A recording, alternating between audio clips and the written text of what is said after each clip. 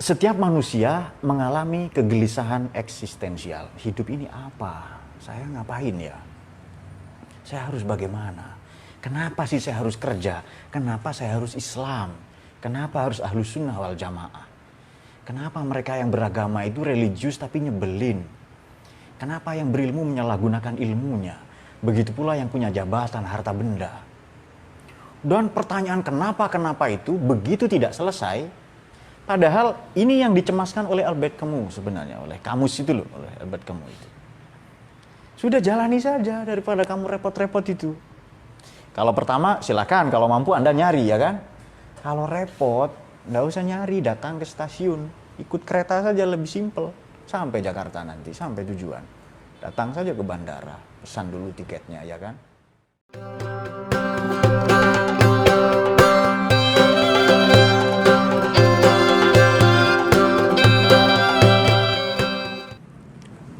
Bismillahirrahmanirrahim. Alhamdulillahirrahmanirrahim. Salatu wassalamu ala sayyidil anbiya wal mursalin imanil muttaqin Sayyidina wa maulana Muhammadin wa ala alihi wa sahbihi ajma'in amma ba'd.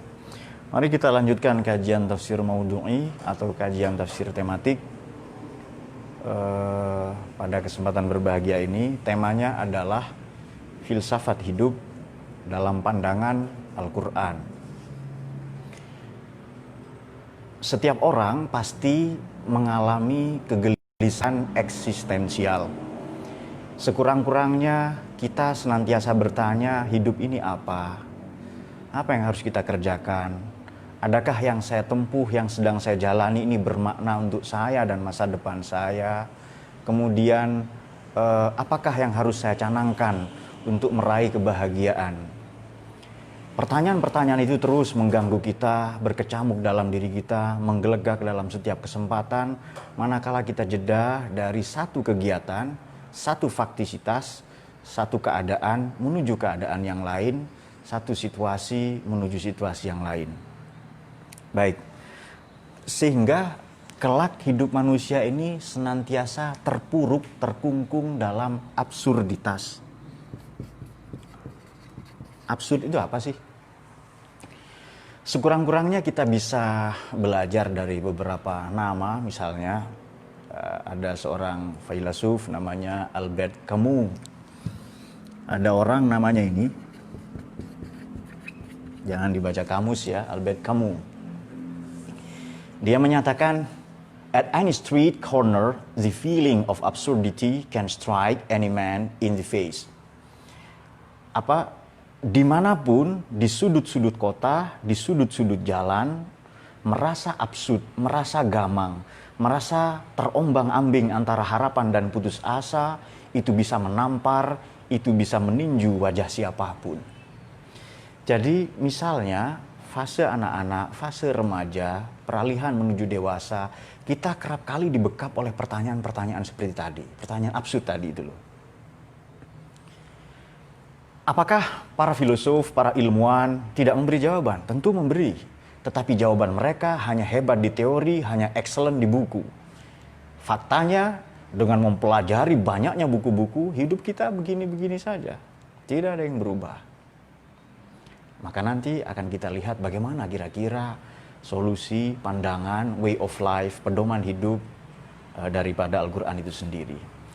Analoginya begini, yang dikemukakan oleh Camus. Misalnya Albert Camus ini nulis buku tentang The Myth of Sisyphus atau mitos tentang Sisyphus.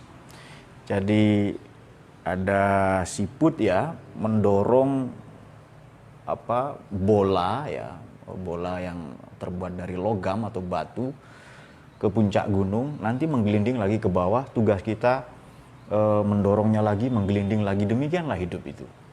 Jadi kita ini anak-anak, remaja, dewasa, belajar, kuliah, bekerja, kemudian menikah, nanti punya anak, kerja banting tulang, mati-matian untuk anak, demikian pula anak itu terus mati. So what is life? Lalu hidup itu apa? Nah, itu pertanyaan yang paling elementer, yang paling mendasar. Nah, analogi yang dikemukakan oleh Albert Camus adalah seperti bola yang begitu ditendang itu melenting. Karena begitu kita menendang bola, bukan melulu bola itu atau berdasarkan kekuatan, power yang kita berikan, daya dorong misalnya, gaya dalam bahasa fisika gaya ya. kepada itu bola, bukan, tapi karena ada pengaruh udara, ada pengaruh cuaca. Sehingga kalau bola ini kita tendang ke arah timur, melenceng ke utara. Apalagi kalau yang nendang timnas, yang sering kalahan itu loh. Nah itu dia. Allahumma sholli ala sayyidina Muhammad. Nah timnas itu kalau nendang begitu, sering kali, apalagi timnas senior. Makanya saya nonton timnas yang anak-anak, itu pun kalau ada waktu. Jangan kecewa, demikianlah hidup. Itu namanya absurditas, katanya Albert Camus itu. Jadi kelak para filosof misalnya eksistensialis semacam Martin Heidegger menamai keadaan seperti itu sebagai faktisitas. Faktisitas itu apa? Ini katanya Heidegger ya. Sebelum ke Quran, biasa main-main dulu kita. Jadi kata Heidegger itu namanya faktisitas. Kalau katanya kamu absurd ya, absurditas. Ini faktisitas. Jadi nulis buku memang tentang itu ya, faktisitas und Geltung nanti itu.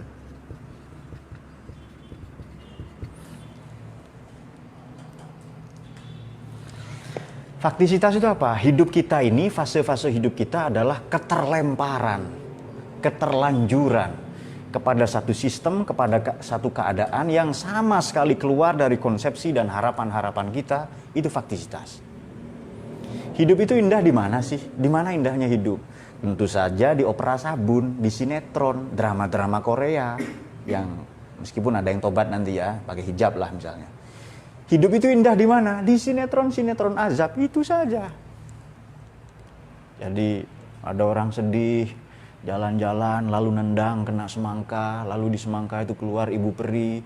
Apa permintaanmu nak? Aku minta kalung apa beserta pabrik, lalu datang. Itu cuma di sinetron. Dan kita dibentuk oleh keadaan-keadaan seperti itu. Keadaan-keadaan yang senantiasa membuat nalar kita jumud, dangkal, terbonsailah logika kita, lalu membusuklah nalar kita dan kecerdasan dan sikap kritis kita. Lalu kita percaya pada mitos-mitos, Borobudur dibangun 1 minggu, Prambanan dibangun 1 malam. Arsitek hebat yang mana yang bisa membangun candi Prambanan 1000 candi lebih sehebat itu hanya dalam waktu semalam? Coba baca prasastinya, ratusan tahun dibangun. Begitu pula Borobudur pada masa Sailendra. Tapi kita mempercayai Prambanan dibangun 1 malam. Nah itulah watak kita, itulah kebiasaan kita. Nah, kenapa? Karena yang bikin sinetron ya siapa? Pepatah itu loh. Tidak ada rotan, rampun jabi. Nah itu dia. Itu yang bikin sinetron-sinetron biasanya.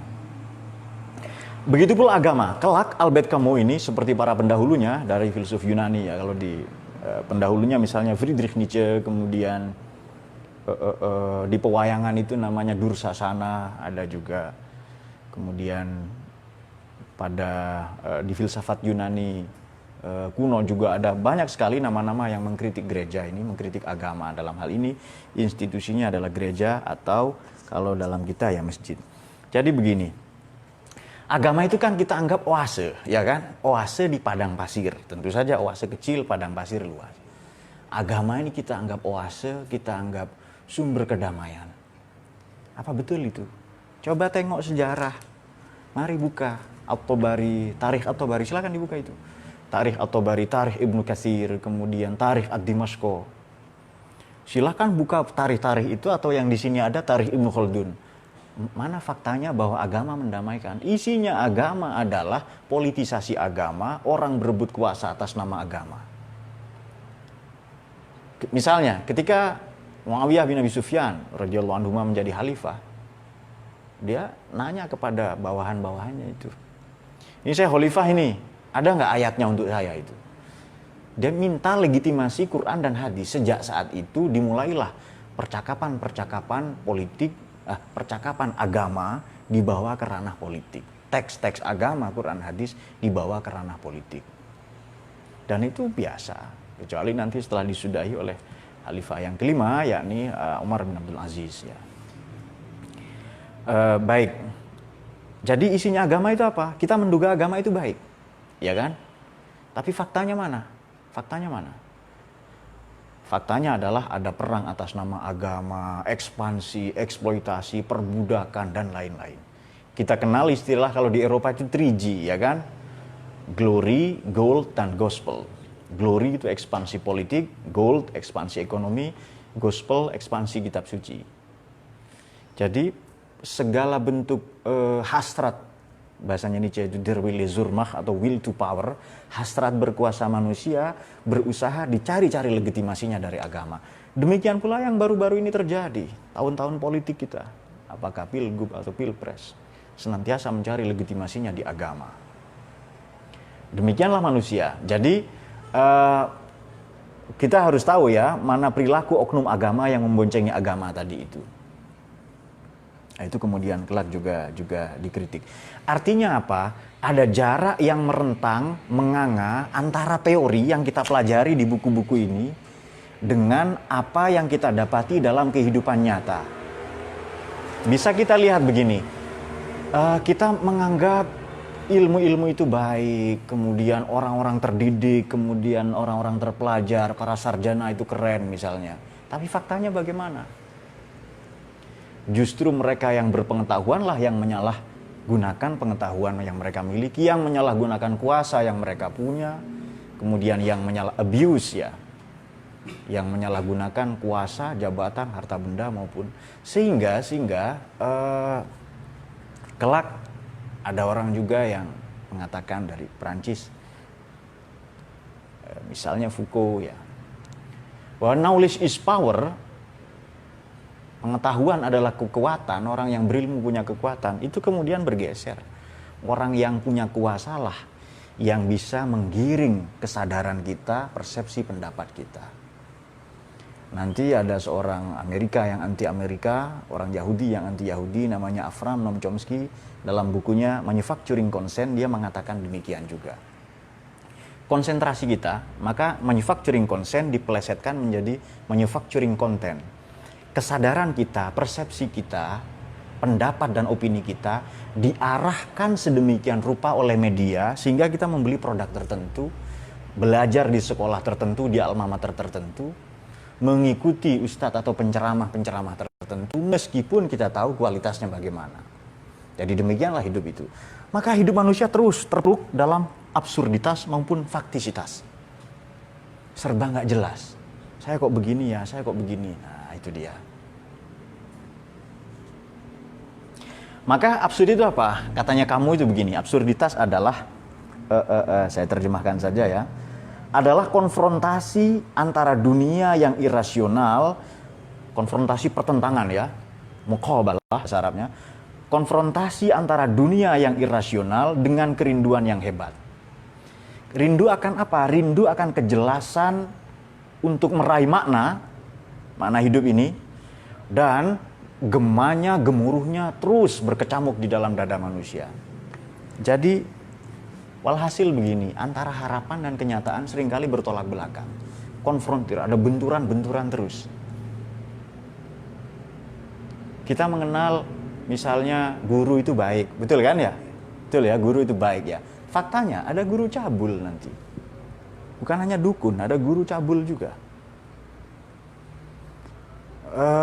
Barangkali yang ada di sini juga, Rifai juga, ini teman kita dari Papua, juga Bahri juga, mungkin ingin jadi dokter, tapi sekolahnya tarbiyah, ya, sampai kiamat nggak akan jadi dokter gitu.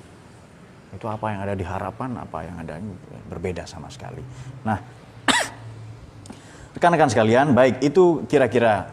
Nah kalau begitu itu fakta ya, jadi itu tantangan absurditas itu ya. Maka apa sih definisi filsafat hidup? Nah, baik, sekarang kita menuju filsafat hidupnya ya. Apa definisinya? Sekurang-kurangnya ada dua. Pertama adalah makna hidup, prinsip, ideologi yang kita pegang teguh dan kita jalani. Itu dia. Makna, nilai-nilai, falsafah, prinsip yang kita pegang teguh dan yang kita jalani. Itu filsafat hidup itu.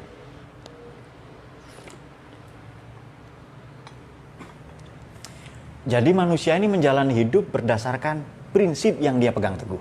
Ideologi, bolehlah itu, secara gampang lah, lebih rendah ya. Itu filsafat hidup. Kemudian, makna yang kedua ini lebih simpel, lebih sederhana. Jadi misalnya kita orang Indonesia. nggak usah nyari. Pancasila itu filsafat hidup kita itu.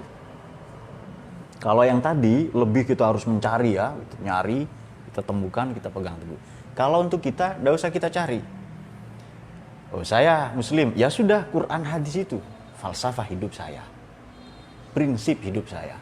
Saya bernegara itu saya sebagai umat beragama, sebagai umat bernegara ya Pancasila. Selesai itu. Lebih simpel lagi. Jadi kalau yang pertama nyari, yang kedua ini sudah ada. Mari tinggal kita jalani. Nah itu dia. Baik, oleh karena itu kalau hidup itu sedemikian kacau, kira-kira bagaimana solusi Quran? Sehubungan dengan filsafat hidup. Mari kita begini ya. Ada orang berilmu menyalahgunakan ilmunya. Ada orang yang sudah sampai di puncak pengetahuan, tapi bunuh diri, ya kan? Nama-nama besar misalnya di Jerman, Johann Wolfgang von Goethe, atau kadang sebenarnya dibaca Goethe, Johann Wolfgang von Goethe. Jadi nama sekolah, saya pernah ke sana. Kemudian ada seorang penemu, ini teman-teman pasti tahu semua, Rudolf Christian Karl Diesel atau Rudolf Diesel. Anda tahu penemu mesin apa itu? Pasti penemu mesin diesel. Masa penemu mesin pompa air ya kan? Namanya saja diesel kok. Diesel ini orang Jerman, lahir di Austria. Orang Jerman tapi lahir di Paris ya, di Prancis. Kemudian dia bunuh diri di pelayaran menuju Belanda. Penemu mesin diesel. Nama mesin itu sebenarnya bukan mesin diesel, ya mesin minyak saja itu. Oil machine gitu. Tapi nanti nama itu diberikan sebagai penghormatan kepadanya. Kenapa sih orang-orang yang sudah sampai di puncak ketenaran, pengetahuan, kekayaan, kenapa bunuh diri? Karena mereka gagal menemukan makna hidup.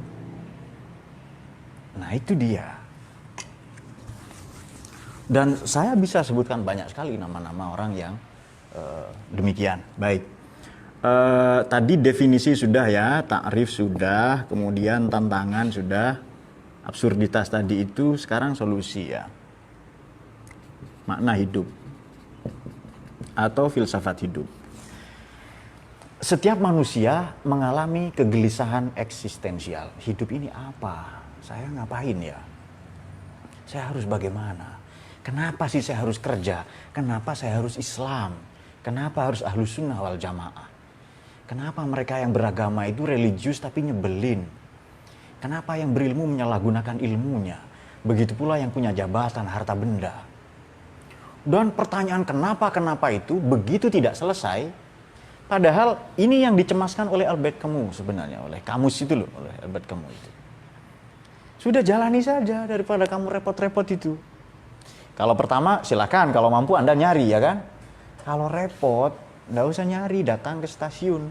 Ikut kereta saja lebih simpel. Sampai Jakarta nanti, sampai tujuan. Datang saja ke bandara, pesan dulu tiketnya, ya kan? Di Indonesia, sudah apa? Anda agamanya apa? Oh Hindu, silahkan. Veda, Rig Veda, Atharva Veda, Bhagavad Gita, Bhagavad Purana. Silahkan ikuti kitab itu. Dan sebagai falsafah bangsa, kita ikuti Pancasila. Selesai. Tapi kalau mau silahkan cari sendiri. Nah, mengikuti yang ada namanya bermazhab. Kalau nyari sendiri ya, Anda filosof dulu, baru nyari nanti itu. Baik, bagaimana kemudian? Mari kita belajar kepada manusia modern pertama. Nabi, Rasul, manusia modern, boleh kita katakan filosof, apapun saja itu. Tapi yang jelas, ia adalah Nabi dan Rasul. Nama yang saya maksud adalah Nabi Adam alaihissalam. Adam. Adam ini di Quran disebutkan 25 kali. Sama dengan Isa. Isa juga 25 kali. Kalau Muhammad 4 kali. Muhammad 4 kali, Ahmad 1 kali. Baik, coba kita buka kamus. Adam ini terambil dari kata adim atau adimul ard, permukaan tanah. Di mana referensinya? Mari buka sekurang-kurangnya 3 kamus. 1 Maqayisul Lughah. Itu sangat populer. Kemudian Tahzib al-Asma wal Lughah. Kemudian bisa juga dicari di Basairu Dzawit Tamyiz. 3 buku ini mengkonfirmasi 3 kamus ini ya. Makna Adam terambil dari kata adim, maknanya permukaan tanah. Beliau manusia modern pertama, diambil, diciptakan dari permukaan-permukaan tanah. 25 kali disebutkan di Quran, sama dengan Nabi Isa. Kalau Muhammad cuma 4 kali, Ahmad 1 kali. Ini nabi-nabi yang lain banyak. Kita hanya ingin mengulas Nabi Adam saja karena ini sosok pertama. Baik, kualitas pertama yang disebutkan, ini kualitasnya ini ya, terambil dari kata adim tadi, adimul ard. Kualitas pertama Nabi Adam ini adalah kualitas intelektual nomor 1. Nabi Adam disebutkan berapa kali tadi? 25 kali. Nomor 1 kualitas intelektual. Ayatnya bagaimana? Mari kita buka di Suratil Baqarah ya. Ayat 31. Bismillahirrahmanirrahim. Wa 'allama Adam al-asma'a kullaha tsumma 'aradahum 'alal malaikah. Ila akhiril ayat. Dan Allah mengajarkan kepada Nabi Adam asma' kullaha seluruhnya. Lalu dikonfrontir, ditanyakan ke sidang para malaikat. Coba kita buka tafsir Jami'ul Bayan lil Imam Ibn Jarir At-Tabari. Beliau wafat tahun 310 Hijriah. Apa yang dimaksud asma? Allah mengajarkan asma adalah ismu kulli syai'in, nama segala sesuatu, bahkan kambing, sapi, unta. Nama keturunannya malaikat dan benda-benda. Nah, coba kita maknai lebih luas. Asma adalah secara filosofis, ia adalah realitas-realitas ontologis. Secara sufistik, asma adalah asma-asmanya Allah yang 99. Sebenarnya banyak ya. Hanya saja segitulah kita pakai standar itu tidak apa-apa. 99 ini mengingatkan kita pada angka syaiton di Quran 88 kali, syayatin 11 kali. Ini jumlahnya juga 99. Syayatin dalam bentuk jamak berarti.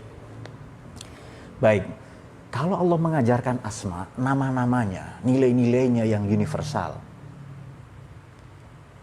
dan beliau memperoleh itu langsung ya online dari Tuhan, ladunni itu, miladunhu dari sisi Tuhan langsung itu, ilmu, pengetahuan, maka begini, ibadahnya Nabi Adam itu di surga ibadah ta'rif oleh karena ia sudah mengenal Allah. Begitu turun ke bumi ibadah taklif, beliau dibebani. Jadi ada pergeseran dari ta'rif ke taklif. Sudah ma'rifatullah itu, taklif, beban di bumi. Nah, ini yang saya sebut tadi, karena kehidupan di surga Nabi Adam itu bagaimana? Kehidupan di surga itu bagaimana? La yasma'una fiha lagwa wa la ta'sima illa qilan salaman salama. Di surga la yasma'una fiha lagwan, tidak ada tutur kata yang percuma, hoax, membenci, ujaran kebencian, tidak ada hate speech, tidak ada di surga itu. Yang ada adalah salaman salama, kedamaian, kedamaian. Dan kedamaian, karena 3 kali kan.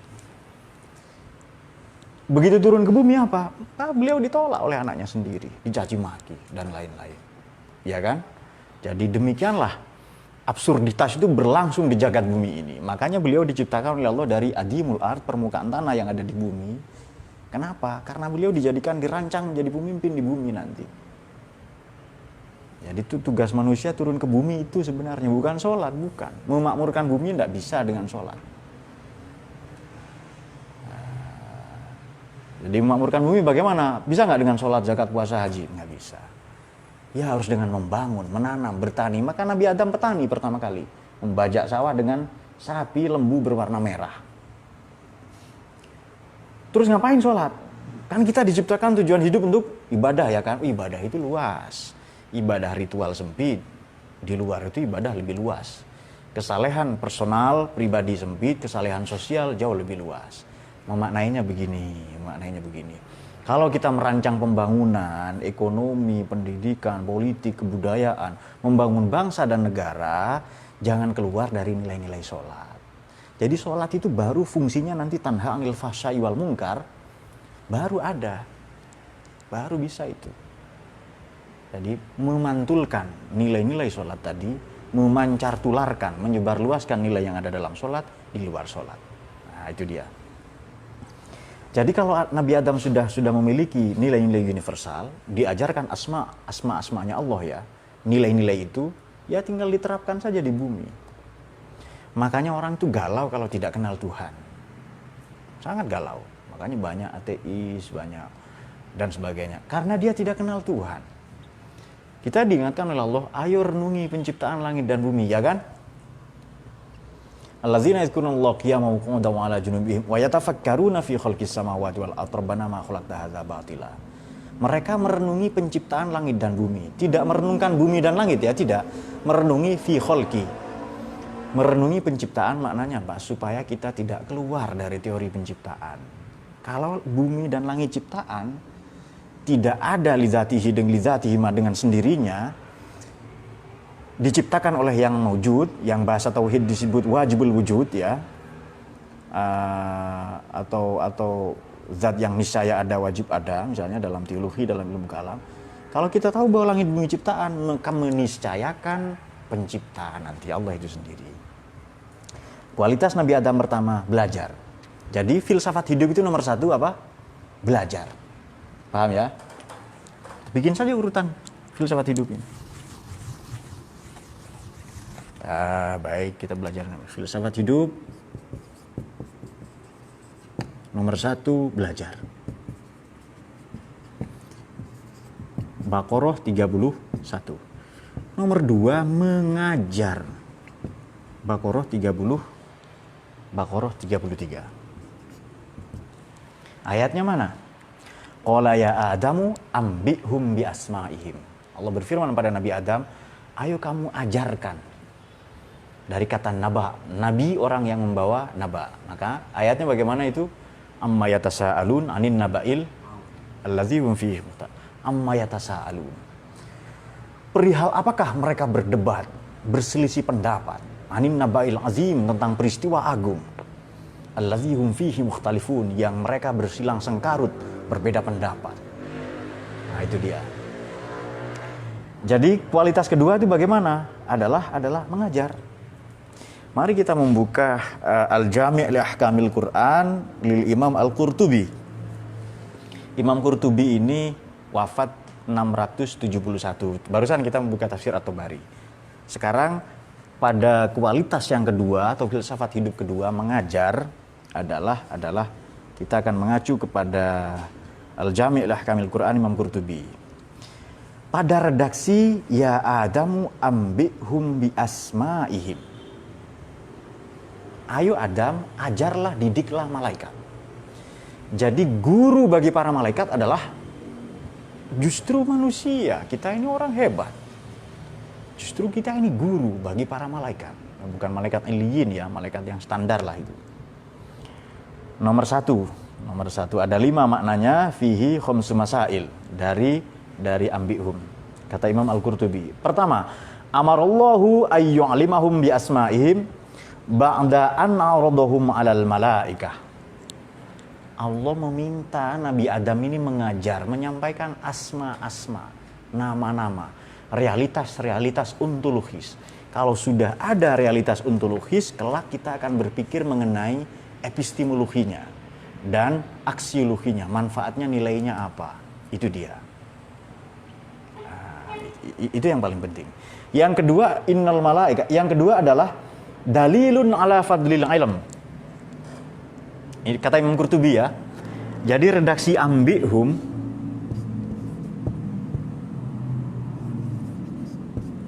ini kata Imam Al-Qurtubi ada 5, ya kan? Pertama adalah memang mengajar, taklim, kegiatan belajar mengajar itu ya. Atau ifadah lah, ifadah. Kita ganti ifadah saja, mengajar, ifadah. Yang kedua, fadlul ilm.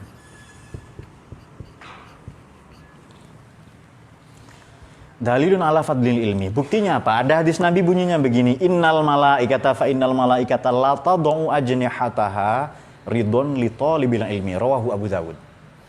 Malaikat ini merentangkan sayapnya karena rela ridho kepada para penuntut ilmu. Rawahu Abu Dawud. Ini hadis Nabi. Betapa mulianya ilmu, kedudukan orang-orang yang berilmu atau ahli-ahli ilmu.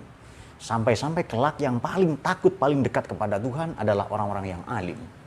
Ilmu ini terdiri dari kata dari huruf ain lam mim. Dalam maqayis fil lughah atau maqayisul lughah itu, apabila ada kata dalam bahasa Arab, bahasa Quran terdiri dari ain lam mim menunjukkan makna yang terang.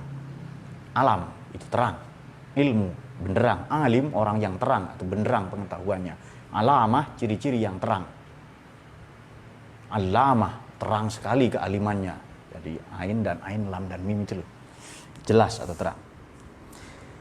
Yang ketiga ini ikhtilafan ulama. Orang-orang berbeda pendapat, para ulama ya, antara keutamaan malaikat dan Bani Adam. Ini, namun demikian, yang ketiga adalah perbedaan ulama ya, perbedaan pendapat. Mana sih sebenarnya yang mulia atau ini tentang kemuliaan? Tentang fadlu Bani Adam. Keutamaan umat manusia. Meskipun nanti ulama berbeda pendapat.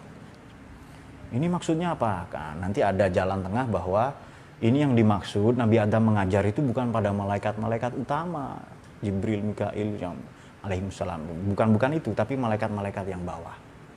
Yang mengajar nanti yang bersujud tadi itu.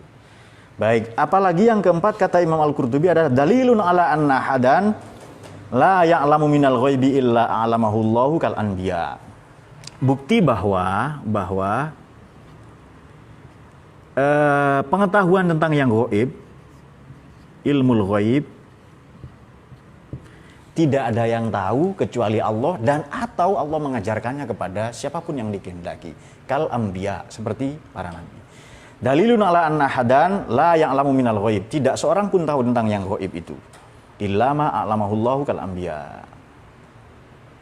Jadi jangan percaya dukun, tukang ramal, jangan percaya itu. Kayaknya kamu tidak cocok kerja di laut katanya. Nah, memang tidak ada sayapa, tidak ada siripnya, dia tidak cocok berenang di situ. Tapi ada orang apa yang tinggal di laut? Orang-orang bilang sih ikan katanya. Nah, itu dia.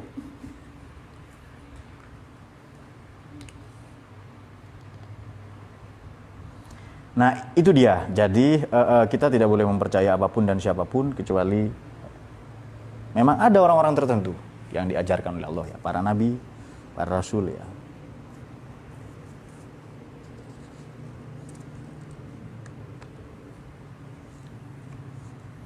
Kemudian yang ketiga adalah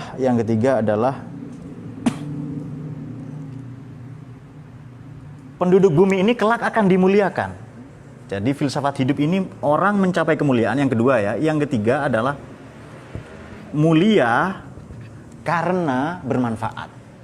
Jadi siapapun yang memberi manfaat dengan ilmu, dengan harta, dengan jabatan, dengan apapun, dia akan menjadi mulia. Ini kronologi bagaimana Nabi Adam memperoleh kemuliaan tadi itu.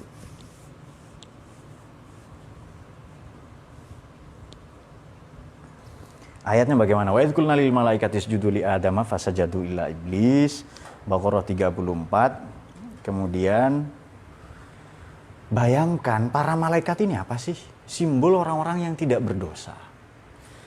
Bukan orang lah, simbol dari makhluk yang tidak berdosa. Tentu saja mulia karena tidak punya dosa kan. Lebih mulia manusia kalau ia mampu mengendalikan sisi atau mengendalikan sisi buruk dalam dirinya dan memaksimalkan mendayagunakan sisi baik. Falhamaha fujuraha wa taqwaha, itu loh. Qad aflaha man zakaha wa qad khaba man dassaha. Baik. Begitu sudah mulia, katakanlah dia manusia memiliki syuhroh. Memiliki popularitas. Orang kalau pinter pasti populer dong, masa enggak populer itu? Pinter, punya jabatan, pasti populer. Jabatan yang lama itu jabatan apa? Pasti jabatan yang ada hubungannya dengan wa'allama Adamal asma. Jabatan yang ada hubungannya dengan ilmu, ya kan? Sudah meninggal, tetap dipanggil profesor. Kalau dia guru besar, tetap dipanggil kiai. Sudah pensiun, tetap dipanggil prof, guru besar. Tapi pejabat tidak. bupati mantan, kadang bekas. Kadang disebut bekas itu. Rongsokan kan ya bekas itu. Nah itu bedanya. Jadi jabatan yang lama, kiai misalnya, sampai mati dia. Kecuali Gus Dur ya, sampai meninggal tetap Gus itu. Nah, ada saja pengecualian. Ada lagi Gus Hiding ya, pelatih bola itu. Baik, yang keempat, manusia kan tadi yang ketiga apa? Manusia punya syuhroh, popularitas. Dengan ilmu, jabatan, harta benda, kuasa, manusia populer kan? Sudah. Ini penguasaan-penguasaan pada disiplin ilmu. Pertama, menguasai kompetensi teknis dasar. Yang kedua, mengamalkannya. Yang ketiga, manusia kemudian mendapatkan kemuliaan karena itu. Disujuti oleh para malaikat itu loh. Simbol dari orang-orang yang dihormati. Karena memiliki pengetahuan dan lain-lain.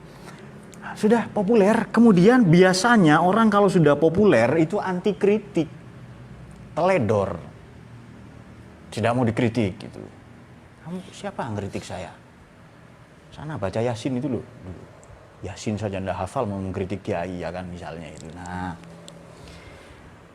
nanti manusia ini begitu populer akan kerap melakukan kesalahan-kesalahan.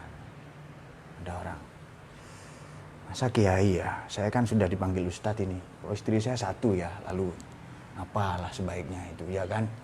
Solusinya itu loh. Nah itu dia. Maka begitu manusia berbuat salah, Allah mengajarkan bagaimana cara bertobat. Cara bertobat ya. Jadi fatalaqa Adamu mir rabbihi. Ini yang ketiga tadi ayatnya bisa kita dapati Baqarah 34. Ini di Baqarah 34. Kemudian kalau yang keempat cara tobat. Cara tobat karena sudah populer, banyak salah dan sebagainya, itu bisa kita dapati di mana? Di suratul A'raf ya nanti ya. Ayatnya bagaimana itu? Fatalaqqa Adamu mir rabbihi kalimat. Fatalaqqa Adamu mir rabbihi kalimatun. Fatalaqqa Adamu mir rabbihi, maaf kalimatin ya, maaf kalimatin seharusnya. Fataba alaihi. Allah mendapatkan kalimat-kalimat redaksi-redaksi tobat dari Tuhan. Jadi kalau saya berbuat salah, saya santai. Anda berbuat salah gelisah enggak itu? Gelisah ya kan? Saya enggak, saya santai. Kenapa? Saya tahu caranya tobat. Ilmuwan gitu loh. Di Quran begitu loh. Ada caranya tobat. Adam ini salah, ini tobatnya, ya kan? Para nabi, para rasul alaihissalatu wassalam, ini sudah seringkali saya sampaikan, mereka semua adalah alat peraga. Ini kesalahan, ini tobat, caranya begini. Fatalaqqa Adamu mir rabbihi kalimatun alaihi. Jadi kalau kita berjalan menuju Allah, Allah berlari menyambut kita. Kita berjalan selangkah bertobat menuju Allah, Allah menyambut dengan bahkan berlari 10 langkah. Tobat ini taba sama dengan roja'a, sama dengan ada, maknanya kembali. Kembali kepada Allah itu maknanya itu. Dan pelakunya dua ya, manusia dan Allah itu. Allah menyambut tobat manusia itu. Baik, jadi manusia yang tadi sudah mulia, populer, berbuat salah, filsafat hidupnya apa? Segera memperbaiki diri. Itu dia. Makanya kita bisa dapati salah satunya di buku ini ya, di Hikam ini, aforisma Tuan Guru Alexandria. Ada ujar-ujar bahwa seberat apapun ya dosa-dosa, maksiatun awrasat zullan wahtiqaron khairun min ta'atin awrasat izzan wastikbaron. Maksiat, perbuatan dosa, keteledoran, keterlanjuran sistem dan apapun saja namanya yang membuat Allah murka, tapi perbuatan maksiat itu awrasat, menyebabkan zullan wahtiqor, kita merasa hina dina, merasa rendah, merasa tak berdaya dan malu di hadapan Tuhan. Khairun, lebih baik min ta'atin, daripada segala bentuk ketaatan, awrasat izzan wastikbaron. Tapi ketaatan itu justru membuat kita jumawa dan pongah. Ada orang yang tidak pernah tahajud, begitu tahajud sombongnya setengah mati. Langsung doa, bukan begini, doanya langsung begini, Tuhan itu. Diangkat setinggi-tinggi, Tuhan, lihatlah Tuhan, begitu ya. Hambamu yang lain tidur, saya bangun, perhatikan ini Tuhan, katanya. Terakhir doanya salah, Tuhan kabulkanlah doaku kalau kamu sempat, katanya itu. Nah, orang-orang seperti ini jangan salah paham ya, hemat saya begini, ini santri kan sering tidur lah. Lebih baik Anda ketiduran, tapi bangun pagi agak kesiangan ya, sholat subuh, meskipun jam 5 lah, kalau sini matahari sudah terbit, itu jam 5 lewat WIB itu ya, setengah 6. Lebih baik Anda bangun kesiangan dengan segenap penyesalan, daripada semalaman Anda tahajud tapi merasa pongah dan jumawa. Ngapain, ya kan? Karena boleh jadi rahmatnya Allah itu turun gara-gara tobatnya kita. Kalau tahu caranya tobat, makanya saya salah santai saja. Mungkin setan itu juga jengkel terus ini, nunggu kapan teledor orang ini, kapan teledor. Teledor tinggal tobat, selesai ya kan. Nunggu TV, dia mengintimidasi, mana ini buka HP ini ya, kita pelajari email-emailnya macam-macam lah itu.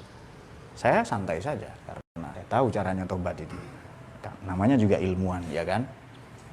Nah itu dia. Kemudian kita teruskan sedikit saja ya. Yang kelima adalah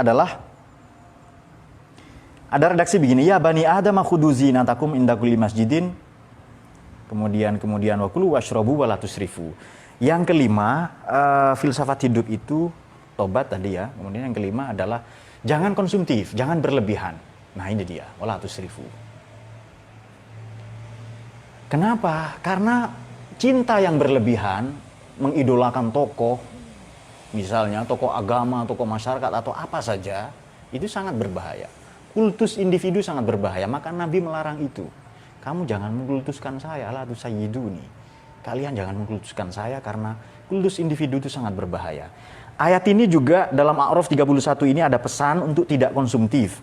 Ya bani Adam khudhu zinatakum, ayo kamu berhias. Kalau ke masjid itu pakai pakaian yang bagus, tapi silahkan makan minum dan minumlah silahkan, tapi jangan berlebih-lebihan. Ini dalam Fathul Qadir, ini karyanya Imam Asy-Syaukani, beliau wafat 1250, ada pernyataan begini. Amarallahu ibadahu bil akli wasyurbi, Allah memerintahkan makan minum kepada hambanya, wa nahahum anil israf, Allah melarang dari berlebih-lebihan. Fala zuhda fi tarki mun'imin wa masyrabin, fi tarki mat'amin wa masyrabin. Orang yang meninggalkan makan minum tidak dianggap zuhud, tidak dianggap asketik. Jadi santai saja, makan saja. Kalau Anda kuat makan soto, jangan makan sayur bayam tok. Supaya kuat gitu loh, banyak gizinya ya kan. Tidak osteoporosis.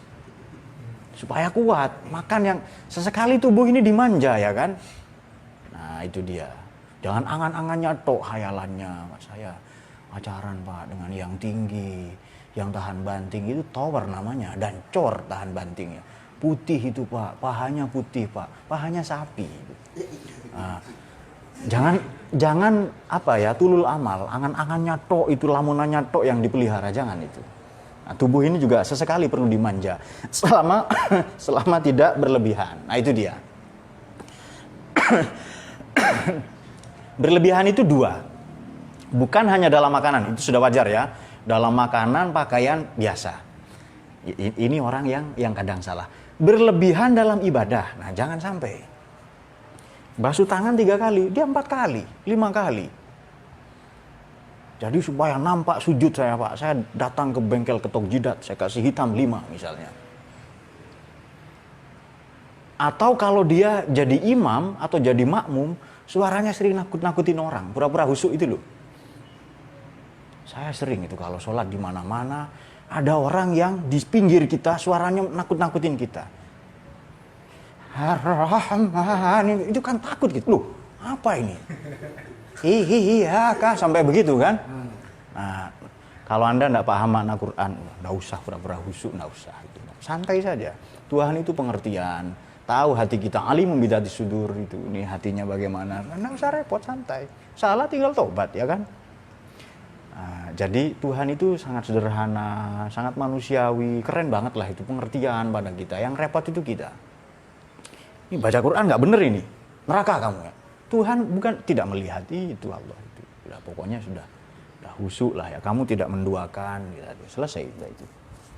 Nah, tidak dianggap zuhud. Ini keren pernyataan Imam Asy-Syaukani dalam Fathul Qadir ya.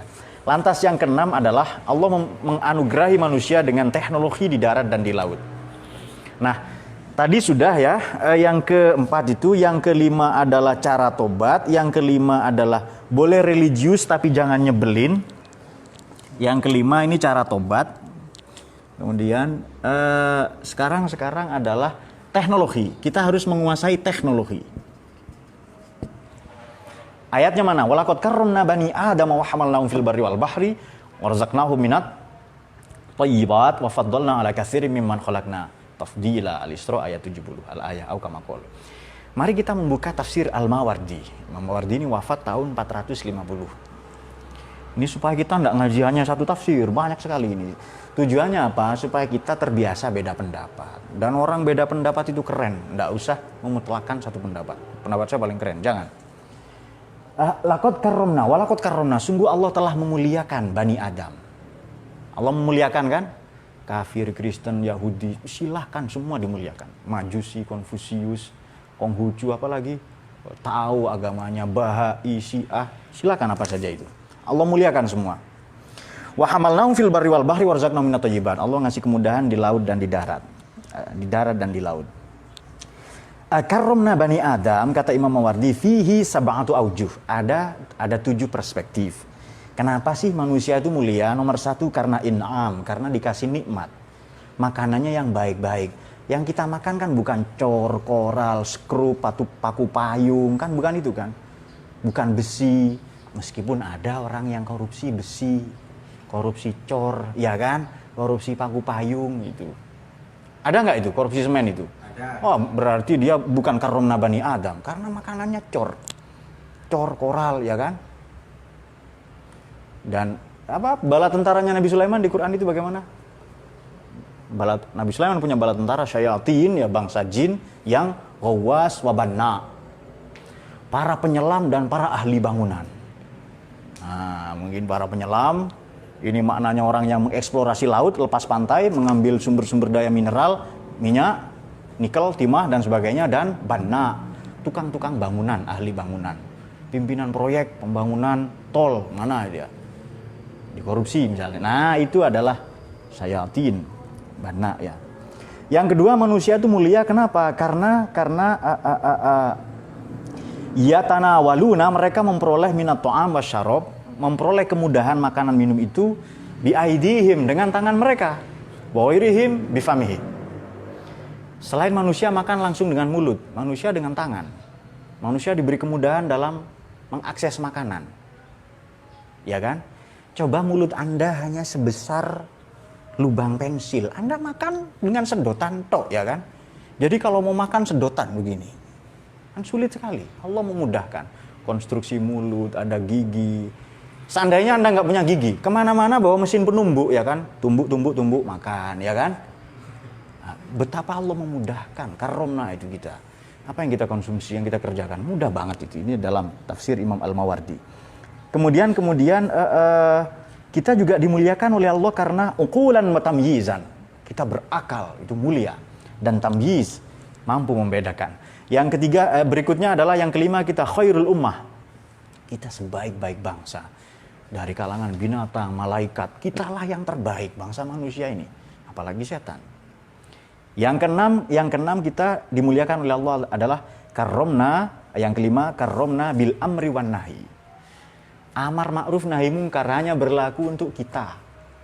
Ma'ruf itu populer, mungkar tidak dikenal. Kita diperintahkan menjalankan yang populer, dikenal dalam agama dan kebudayaan. Kemudian yang keenam, kita dimuliakan bil kalam wal khot. Kita mulia karena mampu bertutur kata dan mampu menulis. Coba Anda nggak bisa berkata dan nggak bisa menulis. Bagaimana menyampaikan sinyal itu loh, pesan itu loh. Itu kan sulit kan. Tidak mampu berkata-kata dan tidak mampu menulis.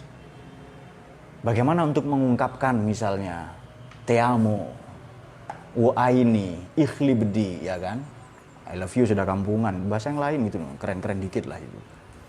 Bagaimana mengungkapkan itu, ya kan? Nah, yang ketujuh adalah sakhorna jami al khalqi bihim. Allah menundukkan, menaklukkan semua makhluk untuk manusia. Jin kalah, malaikat kalah, semuanya kalah. binatang, flora, fauna, tumbuhan, semua Allah peruntukkan untuk manusia. Nah, itu dia. Kalau dia menguasai teknologi. Dan yang ketujuh, dengan penguasaan di laut dan di darat itu, manusia harus punya karya.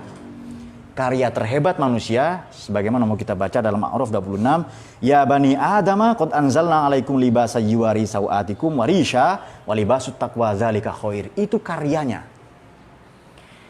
Allah telah menurunkan, anzalna ini banyak di Quran ya, sama dengan hadid itu anzalna di surat al-hadid. Anzalna al-hadida fihi ba'sun sadidun wa manafi'un linnas wa li'an Allah ma yansuru wa rasulahu bil ghaibi innallaha qawiyyun aziz. Warisha, pakaian yang menutupi aurat kita.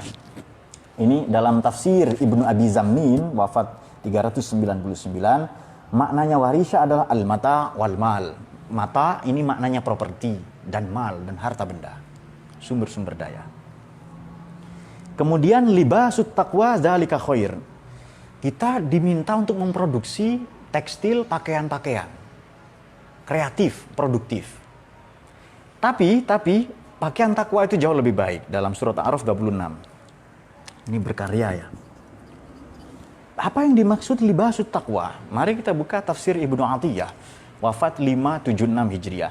Al-haya maknanya libasut taqwa adalah rasa malu. Ini kama qala Ma'bad al-Juhani.